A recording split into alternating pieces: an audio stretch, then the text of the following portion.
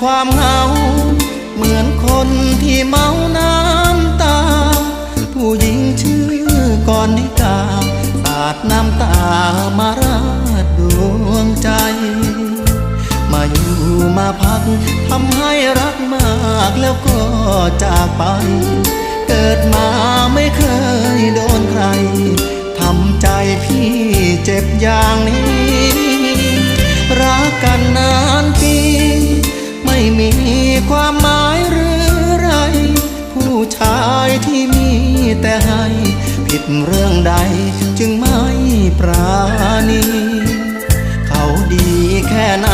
จึงกล้านอกใจผู้ชายคนนี้แอบคบแอบทำอย่า